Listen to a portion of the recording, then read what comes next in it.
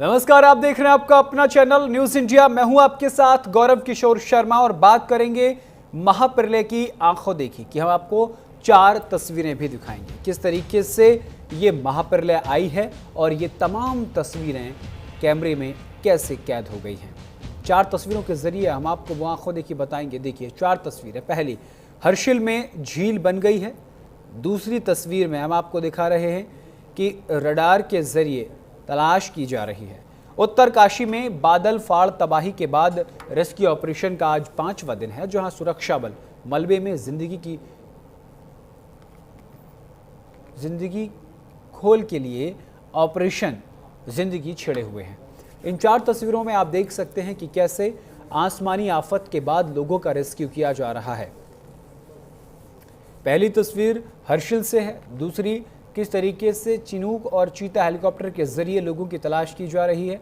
Rescue का आज 5वां दिन है। लगातार लोगों को ढूंढा जा रहा है और 5वीं तस्वीर में हेलीकॉप्टर से लोगों का रेस्क्यू लगातार लगभग 729 लोगों को अभी तक बाहर निकाला जा चुका है।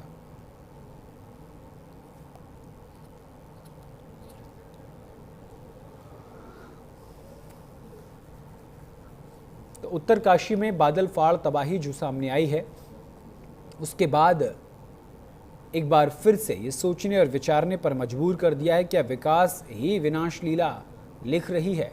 क्या विकास जो किया जा रहा है वो प्रकृति के साथ उत्तराखंड में छेड़छाड़ की जा रही है? इन तमाम सारी चीज़ों को ध्यान में रखते हुए अब कई सवाल खड़े हो रहे हैं।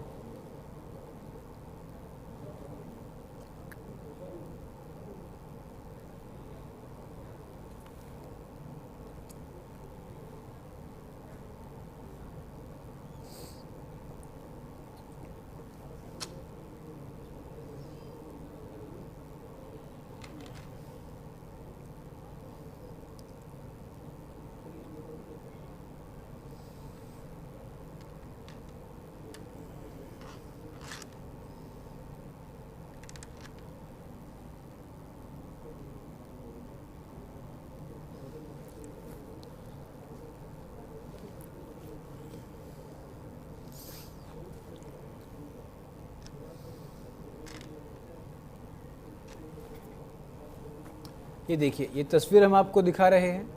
ये रेस्क्यू की और राहत सामग्री की तस्वीरें हम आपको दिखा रहे हैं। जिन लोगों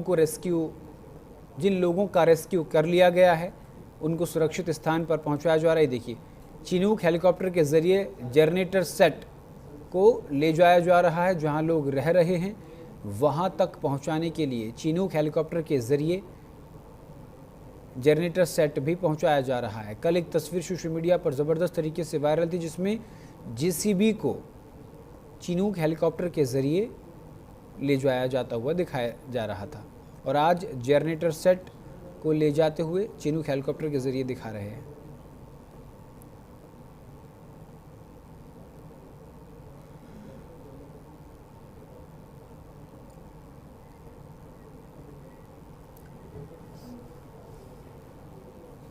तो 2 तस्वीरें हम आपको दिखा रहे हैं, रेस्क्यू ऑपरेशन और एक विनाश की। बादल फटने के बाद धराली में जिस तरीके से तबाही का मंजर देखने को मिला, उसके बाद लोगों की रूह कांप रही हैं। और दूसरी तस्वीर में आप देख सकते हैं कि किस तरीके से लोग जो है उनको बाहर निकाला गया और उनका रेस्क्यू किया गया और उनके लिए तमाम सुविधाएं की जा रही हैं। उत्तराखंड के धराली में रेस्क्यू ऑपरेशन लगातार जारी है। सेना की इंजीनियर टीम और बीआरओ की ओर से टेम्परेरी पुल बनाया जा रहा है, जिसे बेली ब्रिज भी कहते हैं। इस पुल के बनाने के बाद हर्षिल और धराली तक आसानी से पहुंचा जा सकेगा। ग्राउंड जीरो से हमारी सहयोगी सुरभि तिवारी की रिपोर्ट देखिए। जगह मौजूद है जहां पर बेली ब्रिज बनाने का काम चल रहा है। आपको सबसे पहले ये तस्वीर मैं दिखा दूं। वो जो सामने से बहता हुआ झरना सा आप देख रहे हैं, दरअसल ये पहाड़ी नाला है और पहाड़ी नाले का इस वक्त आप रौद्र रूप देख रहे हैं।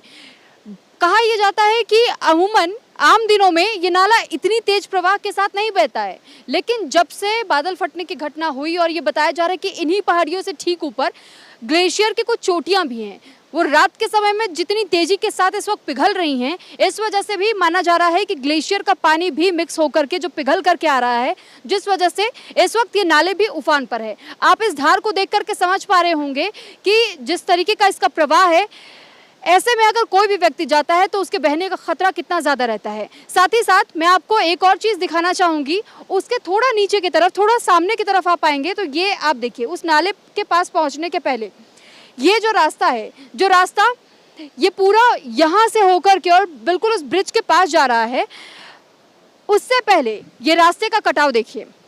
और रास्ते का कटाव जो इस वक्त हम आपको दिखा रहे हैं, आप देखिए कि कैसे जो सड़क के नीचे जो मिट्टी होती है वो मिट्टी कैसे धसक रही है, खिसक रही है।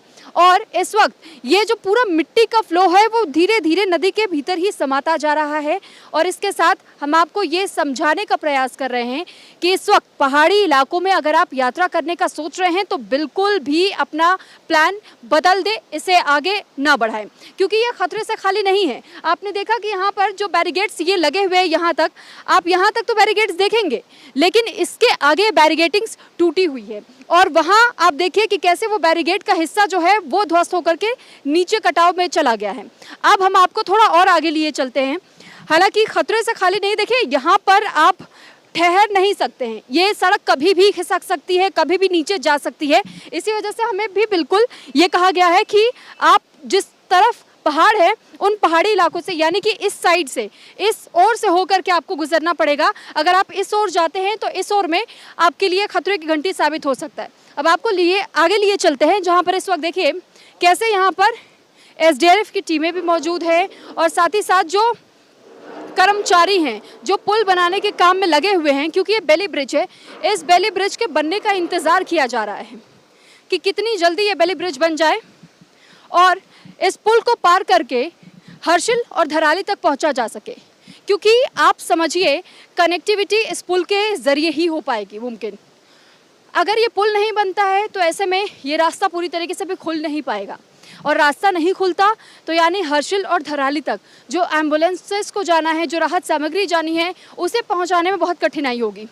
आप ये देख रहे होंगे कि जो वर्कर्स मौजूद हैं उनके बैग्स यहाँ हैं, या आप ये समझिए उनके लिए भी कितनी इस वक्त बहुत कठिन परिस्थिति है, चैलेंजेस बहुत सारे हैं। यहाँ पर कुछ कर्मचारी भी हैं, हम उनसे भी बात करने का प्रयास करेंगे। भैया आप लोग यहाँ पर कब से काम कर रहे हैं? हम लोग यहाँ से तो 2010 से काम किए, यहाँ पे 4-5 दिन हो गए। 4 से 5 दिन हो गए। ये जब ब्रिज टूटा और उसके बाद से आप लोग को जब जानकारी मिली तो क्या बताया गया कि आप लोग को किस काम के लिए लेकर के जाया जा रहा है? हम लोग तो लेबर काम करते हैं सारे। ठीक है, तो कितना समय लगभग लग सकता है अब इस पूरी तरह पुल को तैयार होने में? वो तो बड़े ऑफिसर बता सकते हैं, हम लोग क्या बता सकते हैं, हम तो काम करने वाले हैं। आप लोग को इस वक्त चुनौतियाँ कितनी ज़्यादा सामना करनी पड़ रही हैं, क्या क्या देखना पड़ रहा है? ये तो गढ़वाल है, गढ़वाल में चुनौतियाँ तो हर समय है हमारे लिए। कभी आप आए हैं तो कभी बर्फ गिरती है, कभी कुछ है, कभी कुछ है जी। तो इस वक्त देखिए ये जो ट्रक्स आप देख रहे हैं ये वो ट्रक है जो कि सामान लगातार लोड करके लेकर के आ रहे हैं, और बेली ब्रिज का बनाने का जो सामान है वो इस पर लोड होकर के आ रहे हैं। यहाँ जो कर्मचारी मौजूद है इनसे भी बातचीत करते हैं। आप लोग काम कर रहे हैं यहाँ पर, कितना ज़्यादा मुश्किल आप लोग को झेलना पड़ रहा है, क्योंकि हम देख रहे हैं रह कर यहाँ बारिश भी हो रही है। बारिश हो रही है, दिन रात बारिश है। बारिश है, मुश्किल कितनी हो रही है? बहुत है, अभी देख रहे हैं आप, सामान आ रहा है, अनलोड हो रहा है, सब कुछ हो रहा है। अभी भी अनलोडिंग का काम चल रहा है। बर्फ गिरे हमेशा काम करना पड़ता है। एक बात बताइएगा, आपने कहा कि अभी भी इसको बनने में समय लगेगा, आज शाम तक में पूरा कर लिया जाएगा, कल पूरा हो पाएगा, संभावना है कुछ भी आप लोगों को? वो तो मैम हमारे, हाँ जी हाँ, बढ़िया। तो अधिकारियों से बात करनी होगी, इनका ये कहना है। लेकिन देखिए इनकी ओर से ये भी कहा जा रहा है कि बहुत ज़्यादा चैलेंजेस यहाँ पर इन्हें झेलना पड़ रहा है। यहाँ पे कुछ और भी कर्मचारी मौजूद है, उनसे भी बातचीत हम करते हैं। भैया आप लोग यहाँ पर कब से काम कर रहे हैं? हम लोग 3-4 दिन हो गए, 3 दिन हो गए, 3 दिन से काम। 3-4 दिन हो गए हैं यहाँ पर, तो ये तीसरा दिन है जी। तो यहाँ पर आप लोग को कितनी कठिनाइयाँ हो रही हैं इस वक्त? बहुत ज़्यादा। जैसे क्या क्या कठिनाइयाँ हो रही होंगी? बारिश से खाना पीना में थोड़ा दिक्कत हो रही है, हर चीज़ की दिक्कत हो रही है मैम। तो आप बता रहे हैं कि बारिश की वजह से काम भी बीच बीच में रुक रहा है, खाने पीने की भी दिक्कत हो रही है? हाँ, खाने पीने की दिक्कत हो रही, बारिश से हो रही, तब काम रुक रहा बारिश में। तो जिस वैसे ये खाने पीने की जो सामग्री है वो कौन लेकर के आ रहा है आप लोग तक? यहीं से आ रहा, मेस से आ रहा, मेस से। आर्मी वाले मदद गरीब ये ग्रेफ से मदद किया जा रहा है, इनका ये कहना है। लेकिन देखिए चुनौतियां बहुत है क्योंकि रह रह करके यहाँ पर बारिश हो रही है और बारिश की वजह से काम बहुत तेज़ी के साथ नहीं किया जा पा रहा है कि किस तरह यहाँ पर बार बार मिट्टी खिसक जा रही है, सामान लाने जाने में दिक्कतें हो रही हैं। हेलीकॉप्टर्स का भी जहाँ पर लोग सहारा ले रहे हैं। इस वक्त मुख्यमंत्री भी खुद ग्राउंड जीरो पर डटे हुए हैं कि कैसे लोगों का, जिन लोगों को अब तक रेस्क्यू नहीं किया जा सका उन लोगों का रेस्क्यू किया जा सके। तो फिलहाल ये तमाम ऐसी चीज़ें हैं जिन चैलेंजेस को पार करते हुए हमारी सेना की टीमें ये लगातार प्रयास करें। और सिर्फ सेना नहीं, उत्तराखंड की पुलिस भी है, आईटीबीपी है, एनडीआरएफ है, एसडीआरएफ है और भी न जाने कितनी टुकड़ियां ऐसी हैं जो कि लगातार इस प्रयास में जुटी हुई हैं कि जल्द से जल्द कनेक्टिविटी स्टैब्लिश की जा सके ताकि जो रास्ता है वो रास्ता खुल जाए जो बंद पड़ा हुआ है, यहाँ से भी एम्बुलेंस और राहत सामग्री जाने सके ताकि वहाँ लोगों तक मदद पहुँच पाए। क्योंकि अभी भी जो लोग फंसे हुए हैं उनके लिए वहाँ पर बहुत ज़्यादा परेशानियाँ हो रही हैं, दवाओं को लेकर, खाने पीने को लेकर के, रहने की व्यवस्था को लेकर। तो इसलिए भी कोशिश ये की जा रही है कि हेलीकॉप्टर के जरिए बाय रोड किसी भी तरह बस लोगों तक सहायता पहुँच जाए। कैमरा पर्सन सचिन के साथ मैं सुरभि तिवारी, न्यूज़ इंडिया के लिए उत्तरकाशी से। और इसी खबर पर विस्तार से जानकारी के साथ हमारी सहयोगी सुरभि तिवारी ग्राउंड जीरो से हमारे साथ जुड़ रही हैं। सुरभि, जिस तरीके से धराली में आपदा आई उसके बाद जनजीवन अस्त व्यस्त हो गया, सैकड़ों लोग लापता बताए जा रहे हैं, 729 का रेस्क्यू भी कर लिया गया है। वर्तमान हालात क्या हैं? क्या अभी जो मरने वाले उनका आंकड़ा निकलकर सामने आए, कोई आधिकारिक सूचना दी गई है?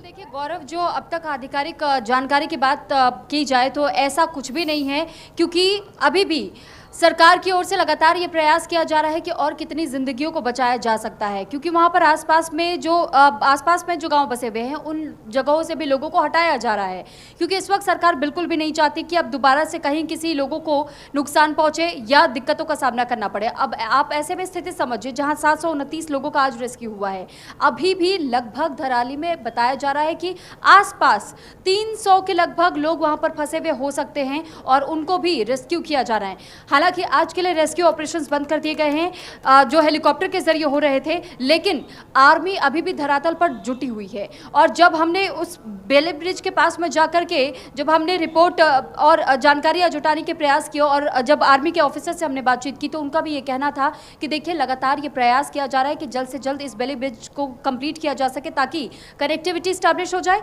इसके साथ लेकिन इसके आगे और ज़्यादा चुनौतियाँ हैं क्योंकि अब तक ये बताया जा रहा है कि लगभग 266 ऐसे राजमार्ग हैं जो कि बंद हो चुके हैं उत्तराखंड के ही, और उत्तराखंड के ये मार्ग बंद होने के साथ साथ में 514 मशीनों को लगाया गया है काम पर। तो आप सोचिए कि कितनी तेजी के साथ में लगातार प्रयास किया जा रहा है कि रास्तों को खोला जा सके, कनेक्टिविटी बनी रहे और ऐसे में ये भी प्रयास किए जा रहे हैं कि जो लोग फंसे हुए उन्हें निकाला जा सके। वहीं दूसरी तरफ रिको रडार का भी इस्तेमाल इस वक्त तकनीक का किया जा रहा है। रिको रडार का इस्तेमाल तब किया जाता है जब ग्राउंड पेनिट्रेटिंग होती है, ग्राउंड पेनिट्रेटिंग के बाद ही उसके बाद इस मशीन का इस्तेमाल किया जाता है ताकि मलबे में अगर कितने भी फीट तक अगर कोई भी लाशें दफन होती हैं, कोई भी व्यक्ति दफन होता है तो बॉडी टेम्परेचर के जरिए उस बॉडी को ढूंढा जा सकता है। तो आप सोचिए कि किस तरीके से तकनीकों का भी इस्तेमाल हो रहा है। लेकिन वहीं अधिकारियों का यह कहना है कि अब क्योंकि इस आपदा को कई दिन बीत चुके हैं तो ऐसे में मलबे में से जिंदा निकल पाना कुछ लोगों का बहुत ही मुश्किल है। ये कहना भी बहुत मुश्किल होगा कि वाकई कोई जिंदा बचेगा, लेकिन हम फिर भी ये जिंदगी बचाने के लिए ऑपरेशन चला रहे हैं। हम यही उम्मीद लगाए बैठे हैं कि शायद कोई करिश्मा हो जाए, कुछ और जिंदगियों को हम बचा लें और इसी वजह से लगातार ये प्रयास किया जा रहा है। पोकलेन मशीनों का इस्तेमाल किया जा रहा है, जेसीबी से खुदाई की जा रही है। इसके साथ साथ हमने आपको बताया कि कैसे जो खोजी कुत्ते होते हैं आर्मी के, उनका इस्तेमाल किया जा रहा है। उनकी सूंघने की जो क्षमता होती है वो आम जानवरों से, आम कुत्तों से बहुत ज़्यादा होती है, तो उनको भी लगाया गया है काम पे। यहाँ तक कि एक तस्वीर ऐसी भी आई थी कि किस तरीके से इस वक्त एनडीआरएफ और एसडीआरएफ के लोग जिन घरों के भीतर मलबा घुस चुका है, खिड़की और दरवाजे तोड़ करके या छत काट करके उस मलबे में कूद रहे हैं ताकि किसी भी तरीके से शायद उन्हें उन मकानों के भीतर भी मलबे में कोई व्यक्ति दबा हुआ दिख जाए तो उन्हें खींचा जा सके। इसके अलावा देखिए हर्षिल की स्थिति की अगर हम बात करें तो हर्षिल में जो आर्मी कैंप था वो तो तबाह हो चुका है, लेकिन उस आर्मी कैंप को लेकर के अब एक नई बात सामने आ रही है। जहां मलबे में जिंदगियों की तलाश की कोशिशें धराली में हो रही हैं तो वही कोशिश हर्षिल में भी की जानी थी, लेकिन इस वक्त हर्षिल में मुश्किलें और ज़्यादा दुगनी इसलिए हो चुकी हैं क्योंकि अब जहां पर कभी आर्मी कैंप हुआ करता था और जहां पर अब वो मलबा आ चुका है है उसी मलबे के ठीक ऊपर यानी एक और लेयर की कोटिंग हो गई है और पानी की ये कोटिंग हुई है, यानी एक पूरा झील बन चुका है। उस झील के नीचे वो मलबा है, उस मलबे के नीचे वो कभी आर्मी कैंप हुआ करता था जहां पर अब लोगों की जिंदगियां दबी हुई हैं। तो अब लेकिन सुरभि, ये तो और हैरान करने वाली खबर है, परेशान करने वाली खबर है, क्योंकि कई जवान लापता बताए जा रहे हैं, यानी कि उनकी ज़िंदगी की खोज अभी भी लगातार जारी। लेकिन अगर वहाँ झील बन गई है तो उन लोगों को, उन जवानों को खोजना और मुश्किल हो गया है, तो चुनौती और सामने खड़ी हो गई है आकर।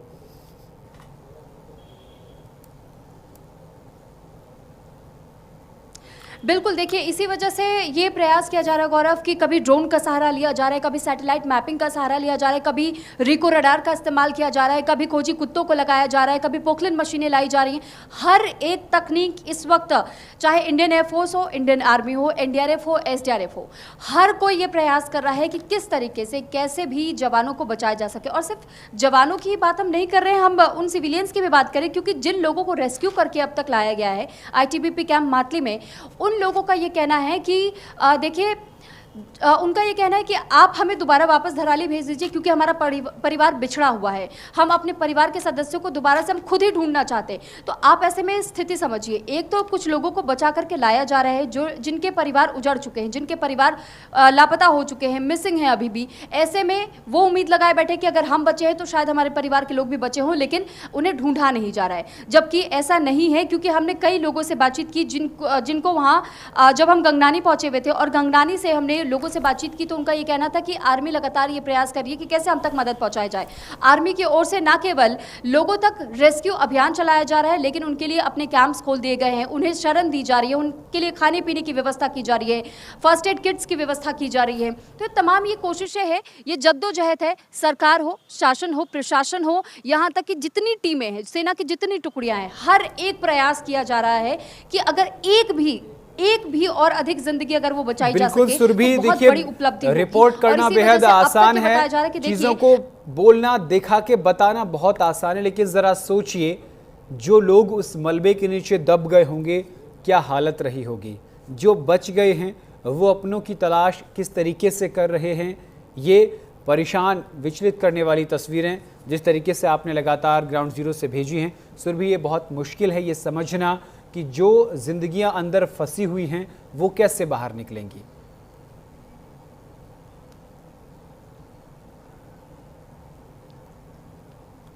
बिल्कुल सही कह रहे हैं आप, क्योंकि देखिए जिस ब्रिज का हम जिक्र कर रहे थे, जो पुल टूटा हुआ है, उस पुल के पास में भी एनडीआरएफ और एसडीआरएफ की टीमें जो लगी हुई हैं, एसडीआरएफ एक रस्सी के सहारे कुछ लोगों को खींच रही है। कई जगहों पर सेना की जो टीमें हैं, जो बड़े विशालकाय जो पेड़ होते हैं उनकी टहनियों को काट करके, उस पूरे पेड़ को काट करके और उसके बाद से उसका एक टेम्परेरी तौर पर ब्रिज बनाया जा रहा है, ताकि वो जो छोटे नाले हैं, लेकिन प्रवाह इतना तेज है कि आप उन्हें नाला इस वक्त नहीं कह सकते, वो नाले इतने तेज उफान पर है कि अगर गलती से आपका पैर उस नाले में फंस गया है और आप बहुत ज़्यादा सक्षम नहीं है, ना ही तैराकी में, ना ही आपको इन प्रवाहों का बिल्कुल भी ज्ञान है, तो आप ऐसे में बह सकते हैं। और जिस बेली ब्रिज का हम जिक्र कर रहे हैं, जो गंगनानी से 3 किलोमीटर महज आगे टूटी हुई है, वो भी एक नाला था, लेकिन जब पहाड़ों से तेज रफ्तार में जब पानी बह करके आता है और बहुत तेज बहाव होता है तो परमानेंट ब्रिज भी टूट जाता है। आप सोचिए, ये आम ब्रिज नहीं था, ये बीआरओ की तरफ से तैयार किया हुआ ब्रिज था, और जब बीआरओ ने किसी भी ब्रिज को तैयार किया हो तो आप समझ सकते हैं कि उसकी मजबूती कैसी और कितनी होगी। तो उस परमानेंट ब्रिज की जगह अब टेम्परेरी ब्रिज यानी बेली ब्रिज बनाया जा रहा है और उसके सहारे उस कनेक्टिविटी को स्टैब्लिश करने का प्रयास किया जा रहा है। और जगह जगह पर, अभी सिर्फ वहीं तक नहीं, लेकिन गंगनानी के आगे जब ये ब्रिज बन जाएगा, उसके आगे जब हर्षिल जाने का जो रास्ता है और हर्षिल से आगे पड़ेगा धराली, धराली में अभी भी बाढ़ से प्रभावित कई इलाके हैं, कई इलाके ऐसे हैं जो कि बाढ़ से ग्रस्त है। कुछ ऐसी भी तस्वीरें हाल फिलहाल में भी सामने आई है जहां मोबाइल टावर्स गिर रहे हैं, तो वहीं कुछ घर बहते हुए भी देखे गए हैं। और ऐसे में आप सोचिए कि रेस्क्यू कर पाना कितना मुश्किल है, क्योंकि पूरा का पूरा गांव बह गया है, एक छोटा सा हिस्सा सिर्फ वहां पर बचा हुआ है। तो ऐसे में जो वहां पर जो लोग बसे हुए हैं, उन लोगों की जिंदगियों को भी, सुरभि, लोगों की जिंदगियां जो हैं वो फंसी हुई हैं, रेस्क्यू ऑपरेशन लगातार जारी है। बहुत बहुत शुक्रिया सुरभि तमाम जानकारी के लिए। उत्तर